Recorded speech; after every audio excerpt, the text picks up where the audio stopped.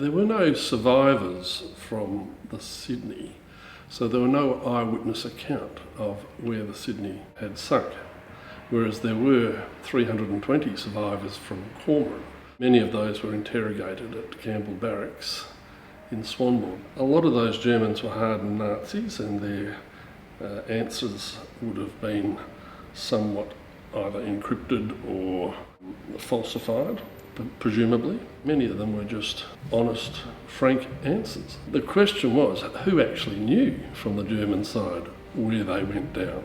I think our researchers, the people that we relied on in Kim Kersner and John Dunn, did a lot of work on ascertaining the veracity of those interrogation records.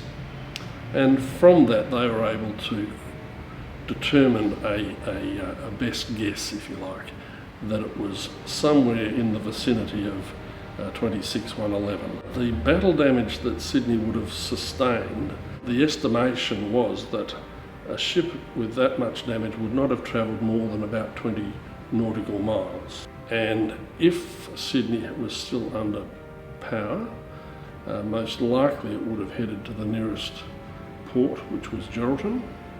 So we determined, well, if you can find Kormoran and draw a line towards Geraldton, you're most likely going to find Sydney somewhere in that first 20 nautical miles. And as it was 12.5 nautical miles from where Kormoran's wreck was discovered.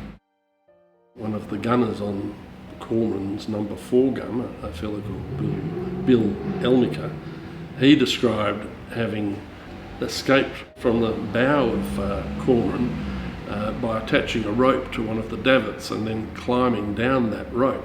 In fact, when we had the photos being taken, Glenys MacDonald was very aware of this, having spoken to Bill Elmicker, and she was so excited when the photos actually revealed that rope is still there, still hanging from the bow of the ship 69 years later.